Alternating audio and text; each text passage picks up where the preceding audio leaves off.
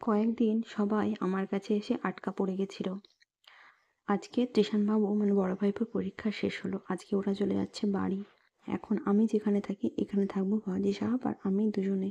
তো যাই হোক, সবাই রেডি সেডি হয়ে বেরিয়ে গেছে, বাবা তো আগে রেডি হয়ে চললো।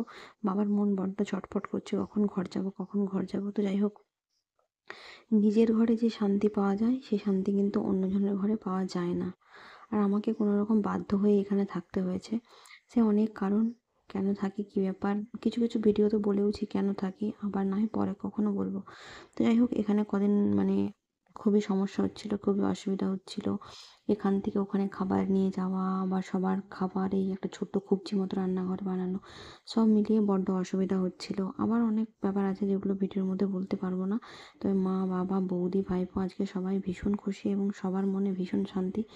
কারণ নিজেদের বাড়ি যাচ্ছে, সে নিজের বাড়ি ভাঙা হোক ছোট হোক যেরকমই হোক, নিজের বাড়িতে যে শান্তি আছে সেটা অন্যের বাড়িতে খুঁজে পাওয়া যায় না। আর এখানে আমার মা বাবা দাদা বৌদি সবাই কোনো রকম বাধ্য হয়েই আসে, এখানে থাকতে আসে না যে ওখানে বোন যেখানে গিয়ে ওখানে থাকে ওখানে গিয়ে থেকে যেতে হবে, এমন ব্যাপারটা নয়।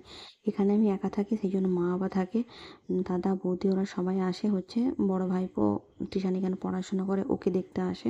তো যাই হোক, আমাদেরও কিন্তু একটা ঘর আছে, এমন ব্যাপার নয় যে দীর্ঘদিন ধরে।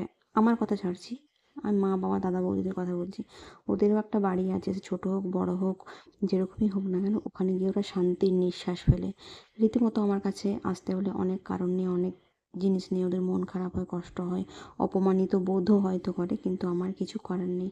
যখন আমি আমার নিজের বাড়িতে বা শ্বশুরবাড়িতে চলে যাব তখন সবাই আনন্দে করে যাবে, ঘুরে আসবে। তো যাই হোক, মা বাবা সবাই চলে গেল, মা সকাল সকাল ভাতটা রান্না করে দিয়ে গেছে। আমি যে বিছানা টিছানা গুছোই গোছাবো, এগুলো কালকে কেচেছিলাম, শুকনো হয়নি। বেডশিটটা আবার চেঞ্জ করে কেচে নিতে হবে, কারণ এখন রোদ হচ্ছে, বৃষ্টি শুরু হয়ে গেলে এই কটনের বেডশিট আর শুকনো হবে না। তো যাই হোক, এই যে আমার খাবার দাবার হয়ে গেলে একটু দেখে নিন কী খাবার দাবার বানিয়েছি।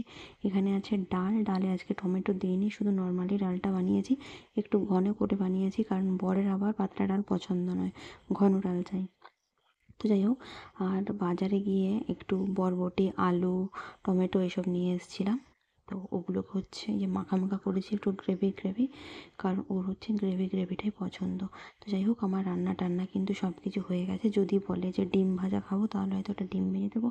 ডাল হয়েছে, ভেন্ডি ভাজা, আর হচ্ছে এই যে বরবটি আলু টমেটো দিয়ে একটা মাখা মাখা তরকারি। বেশি কিছু করিনি, বেশি কিছু করতেও ইচ্ছে করছে না, আর ও কিন্তু যাই তাই খায়ও না, যাই তাই যা দেবো খেয়ে নেবে এমন ব্যাপারটা নেই, যেগুলো পছন্দ সেগুলোই খায়।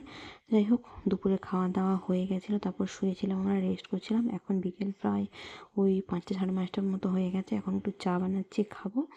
চা আর টক যে বিস্কুটটা খাই ওটাই দুজনে খাবো, দিয়ে এখন একটু বাইরে বেরিয়ে যাবো ঘুরতে, কিছু যে কেনাকাটার আছে ওই কেনাকাটাগুলো করবো। তো যাই হোক, এখন আপনারা আমার মিনি ব্লগগুলো দেখে নিন, পরে যখন একদম ফ্রি হয়ে যাবো তখন না হয় লং লং ব্লগ নিয়ে আসবো। যাই হোক, এখানে চা হয়ে গেলে ওকে চাটা দেবো, আর অনেকগুলো টপ বিস্কুট দিয়ে দেবো, তাহলে মানে টপ গোল বিস্কুট দিয়ে দেবো, তাহলেই হয়ে যাবে।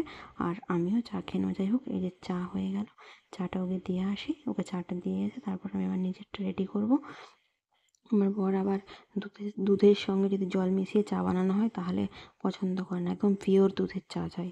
যাই হোক, পিওর মানে শুধু দুধ দিয়েই বানিয়েছি। তো চলুন, ফৌজি সাহেবকে চাটা দিয়ে এসে নিজে চাটা একটু এনজয় করি, তারপর রেডি সেডি হয়ে বাজার যাব। অনেক কিছু কেনার আছে, বাড়িতে অনেক কিছু শেষ হয়ে গেছে, কেউ জামা কাপড়ও কেনার আছে। তো চলুন, নেক্সট ব্লগে আবার দেখা হবে। আজকের ব্লগটি ভালো লাগলে লাইক কমেন্ট শেয়ার করে দেবেন। Good night.